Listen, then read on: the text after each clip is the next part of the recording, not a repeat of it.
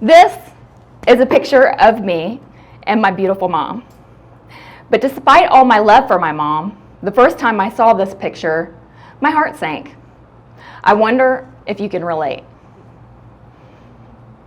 Looking at most photographs of myself back then brought up feelings of inadequacy, but this one especially knocked me for a loop because I saw how much I was like my mom. Trying to eat healthy, trying to exercise, those things weren't staving off the inevitable. I was physically becoming my mom. Mom wasn't always heavy. She was a tiny thing growing up. She weighed under 100 pounds for most of her adult life. Despite being thin, she was diagnosed as pre-diabetic at 19 years of age. At 40 years old, at 135 pounds, still fairly thin after bearing 6 children, Mom crossed the threshold into full-blown diabetes. For the next 40 years, I watched her spiral into obesity and immobility. She was caught in a vicious cycle. Because of the insulin she had to inject several times a day, when she tried to diet or cut back on food, she would get low blood sugar. So she would eat to counteract the terrible, desperate, shaky feeling. Juice, peanut butter and crackers, candy, whatever would stop that awful feeling. No one understands how I feel when that happens, she'd say. She was great about going to the doctor, like she was supposed to. Almost every time she went, she had gained some weight, and her sugar would be reported as higher on average. From one visit to the next, the doctor would prescribe a higher dose or additional shots of insulin. In case you don't know, insulin is a storage hormone. It's virtually impossible to lose weight with constantly elevated insulin in your body. Like I said, I watched this horrible cycle happen over and over again. High sugar, more insulin, weight gain. I'd get really angry. I knew there had to be a better way for her, but I didn't understand the mechanisms behind the cycle. I'd beg Mom, just adjust your own insulin down so that you can do Weight Watchers and lose weight. She would try to diet, dutifully counting her little points, but she would not lower the amount of insulin prescribed to her. She would only do what the doctor told her. She was such a good little diabetic, such a loyal patient, trusting her doctor. That's the way it should be. You should be able to trust your doctor. Fast forward some years. Mom, at age 80, was chair-ridden. She couldn't even sleep in a bed anymore. She weighed close to 300 pounds on her small 5'4" frame, the same height as me. She was basically a hermit. She couldn't even read much anymore. Reading was her favorite pastime, but her sight was failing. She spent her days watching TV and struggling just to go to the bathroom or fix herself a snack. The only time she ventured out was to go to the doctor, and that was a huge ordeal. Her body tissues were so inflamed and swollen, especially her poor legs. A fluid would constantly leak out of her legs. She had to regularly keep and change a towel covering her automatic lift chair to protect the chair from the biological fluid pouring out of her skin. Her legs were red, scaly, and angry. She had neuropathy in her feet. For those of you who don't know, neuropathy is a vascular damage caused from chronically elevated blood sugar and insulin. It causes severe pain and numbness, and the medications that mask the discomfort and pain cause severe side effects. Like many diabetics, her kidneys were beginning to fail. Diabetes is the most common cause of kidney failure. But the worst part was that she was missing out on life. For years, she missed family events and missed out on a lot on witnessing her 13 grandchildren and 16 great-grandchildren growing up. My sister Darby, a geriatric nurse, had been selflessly living with her, tirelessly caring for her Mom. She did most things for Mom, but now Mom was having trouble going to the bathroom by herself. And Darby couldn't lift Mom, she was too heavy, so a nursing home was in her immediate future. This all seemed like an inevitable progression to me. Perhaps it was just part of growing old. Switch gears to the next part of my story. My other lovely sister, Gough Martin, her picture is on that board by the food. That's people from Keto Tree, if you were curious. So anyway, switch gears to my sister Gough, the oldest of us 6 kids. She was diagnosed as being pre-diabetic. She began to research how to help herself and our mom. She stumbled upon the Facebook group Reversing Diabetes. Spoiler alert, they recommend eating keto. She silently stalked that group for an entire year until she finally decided that not all of these people with their miraculous reversals of diabetes could be lying. She Gwen announced to me that she was going to give keto a try. She began doing keto and she loved it. She lost several pounds her first week. She had been overweight or obese since she was a child. She became morbidly obese in her middle age. She tried many traditional and drastic options to lose weight, but nothing worked beyond the very short term. So when she said she had never experienced freedom from hunger until now on keto, I took notice. I was intrigued, but I was skeptical. She said, "I'm just not hungry for the first time ever." I said to her, "You may be onto something, but perhaps I'll keep doing Weight Watchers because everyone knows it's the only reasonable and sustainable diet." If I would just do it, and I'll keep eating fruit. Maybe I'll just cut back on carbs a little. Gwen bombarded me with info. One thing she sent me was the YouTube video of Dr. Andreas Einfeld. You said it, and I could say it again. Ian Felt. Okay, good. Also known as the Diet Doctor, giving his speech on the food revolution. He pointed out a few simple facts. There is no such thing as an essential carbohydrate. Carbohydrates are really just sugar, and sugar raises your insulin.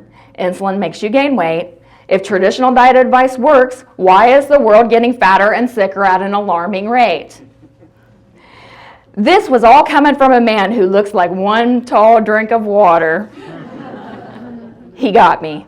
I decided to dive into learning, and thankfully, right away, I stumbled upon Dr. Westman's white coat video. By now, you all are familiar with the esteemed Dr. Westman, but some of you still might have not have seen his famous white coat video. It's kind of an old video, a no-budget video, probably filmed by his intern, in which Dr. Westman very simply and in his no-nonsense demeanor lays out how to do his clinically proven protocol. He now refers to his protocol as uncomplicated keto. He will give you his official updated version toward the end of this conference, and I'm sure he wishes that old video would go away. But the gist of it is that you keep your carbs under 20 total grams a day. If you stick to his page 4 food list and stick to the limits on vegetables, greens, cheese, and cream, if you listen to your body and eat only when you're hungry and stop when you're full, then your health will improve. Perhaps weight loss will be a side effect as well. That's basically it. That's the protocol. So I did exactly what he said to do in the video. The first day I ate eggs and bacon for breakfast, a salad with meat for lunch, and meat and veggies for dinner. I didn't even need a snack day one. Honestly, I wasn't even really truly hungry for the 3 meals I did eat, and it was delicious food. I was okay.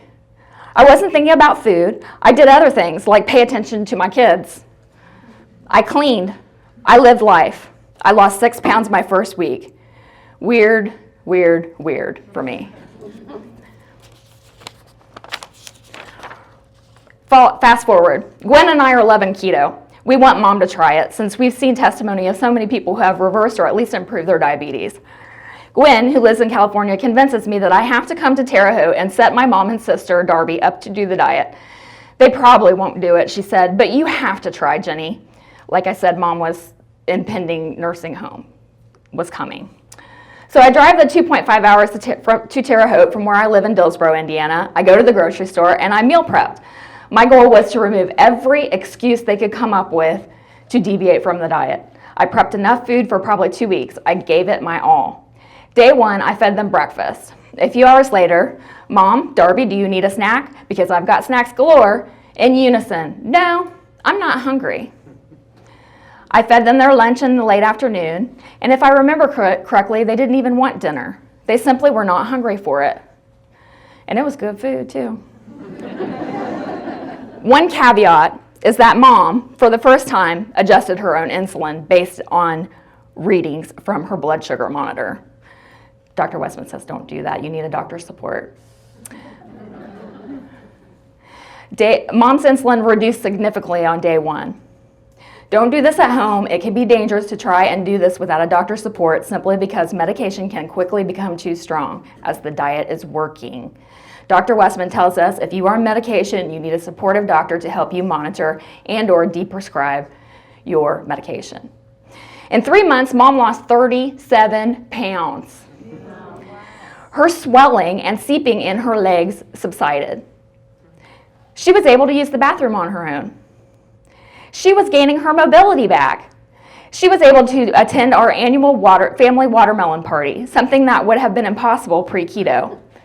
My sister Darby lost 17 pounds too. So at the watermelon party, my nieces, Becky, Lindsay, Jennifer, and Jessica were amazed at how great all of us old aunts and Meemaw were doing. They were fascinated to learn about this keto diet. So it occurred to me that the easiest way to share Dr. Westman's video and food list was to start a family Facebook group. I created Our Keto Tree in June of 2017 with 10 family members. We named it Our Keto Tree because it's all of ours. And hopefully we would get healthy one family branch at a time. Within a week, my stunning, vibrant niece, Becky, who felt amazing eating this way, managed to infect and recruit half of her workplace, a local surgery center. Over a very short period of time, one by one had enough success with a simple way of eating that it inspired them to tell a friend, coworker, or family member. Next thing you know, our little group is growing at an exponential pace. My sister Gwen, having gained a newfound freedom from food, lost 90 pounds. She reversed her prediabetes, eliminated the need for cholesterol meds, as well as blood pressure meds, and her debilitating joint pain went away. Soon, her husband Ron caught notice of her success. Husbands generally follow along in about 3 to 6 months, we've observed. Of course, my husband would tell you it's because there's nothing to eat. So Ron lost 60 pounds. He reversed his prediabetes, eliminated other meds, and his eye condition that had required immediate surgery improved enough that his operation was canceled. My husband, Troy, seeing my results and happiness, began eating like me. He lost 40 pounds and weighs what he did in high school. Men are really annoying. Yeah. His chronic energy-induced hip pain disappeared, and he was never hangry anymore. My niece Becky, you know, the keto evangelist, she lost 22 pounds. She was already skinny, and now she looks like a model. She particularly enjoys being able to go long periods of time without eating to function. Becky's fiance, Corey, lost 20 pounds. His lab work and heart attack risk greatly improved. Another one of my awesome nieces, Jennifer, lost 50 pounds. A good friend of ours, Dave Parker, lost 100 pounds. Once, just a friend of a friend, our Keto Tree admin and volunteer today, Jackie Myers, right there.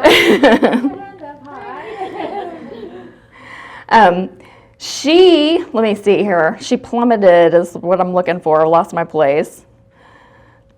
She plummeted from a size 11 pant and extra large shirt to a size 1-3 pant and size small shirt.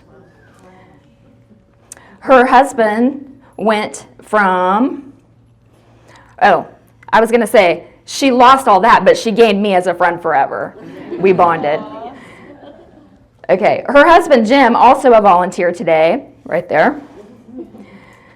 I got to quit looking up. I got to read this. I'm so sorry. I should have it memorized.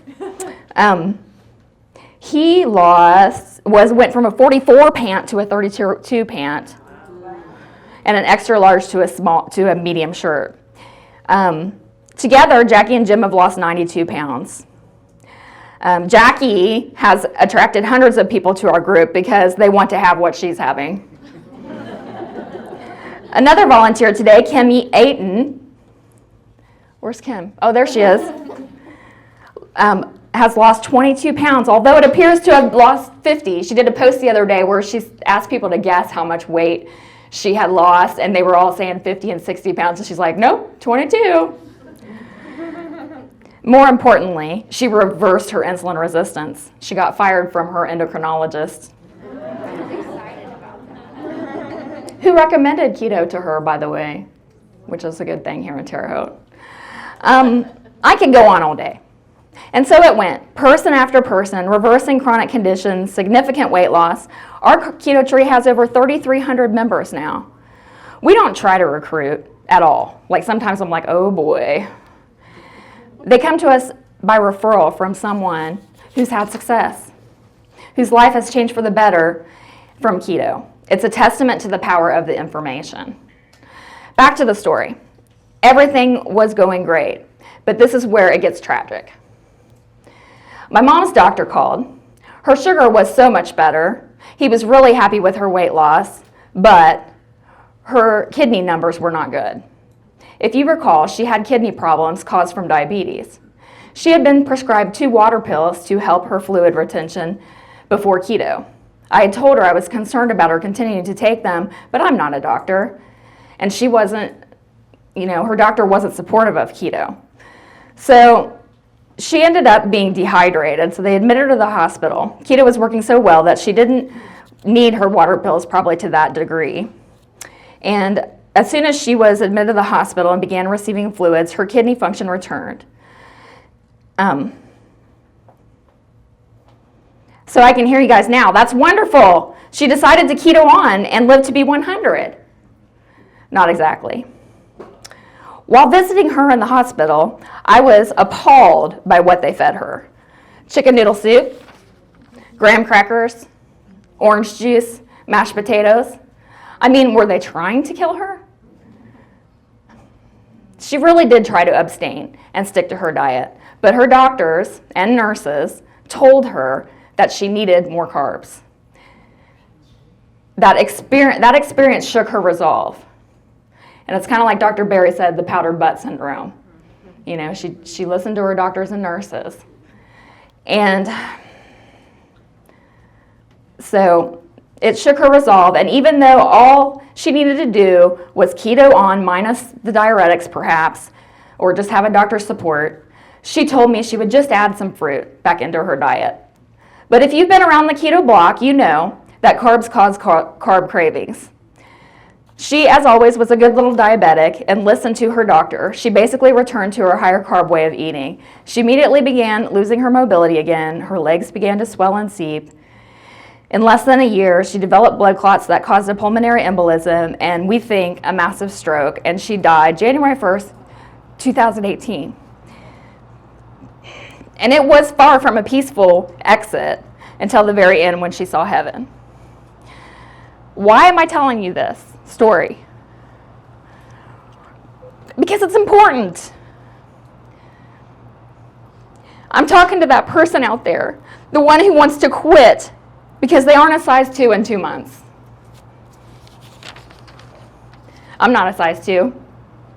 I probably never will be. But I'm not going to die from diabetes of complications of diabetes. I'll bet anyone here $1 million right now. If I didn't do keto, diabetes was inevitable for me. I had gestational diabetes with my first pregnancy. Apparently, that gives me a 75% chance of developing full-blown diabetes. Do you know what A1C is? It's the estimation of your average blood sugar over 3 months. 5.7 is considered pre-diabetic, although I saw your chart said just diabetic. 5.7 for A1C. My A1C pre-keto was 5.5. Not diabetic, but creeping up. I was developing metabolic disorder slowly. My A1C after keto was 4.7. Normal people eating the standard American diet don't achieve A1C that low. My triglycerides dropped in the upper 100s to 59. That's good. My good cholesterol went up. I think my bad cholesterol went down. Before keto, I was diagnosed with stage 2 chronic kidney disease. After keto, my doctor says my kidney function looks great. So those of you who are thinking, oh, her mom had kidneys go bad, it is probably keto, that's not it. My kidney function improved. Had nothing to do with keto.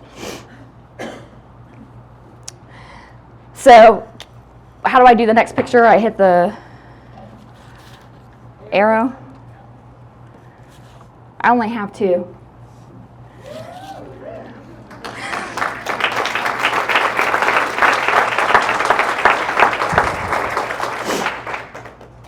Okay, so also my skin tags pain fell off and my chronic neck pain went away too. A couple other non-scale victories there. This is me with my family a few days ago. We logged in over 5,000 miles traveling to California and back. We went to Merrimack Cavern, SeaWorld, Yosemite, the Grand Canyon, the Big Crater, the Petrified Forest, and 3 different 3 different beaches, and more. And we also went to go see my sister Gwen. Keto makes adventuring fun. I've lost 40 pounds. I may not be a size 2, but I'm not 300 pounds. And I'm not gonna die of diabetes or kidney failure, or die at 48 from heart disease like my dad, or like my brother Greg at 55, or like my brother Gil at 57, or like my sister Leslie at 43. I will be here for my children, God willing. So I say to you, the one who wonders if eating this way is making a big enough difference, sometimes we just have to be grateful for what is not. Do the protocol, live your life well, don't give up, and if you haven't started yet, what do you have to lose?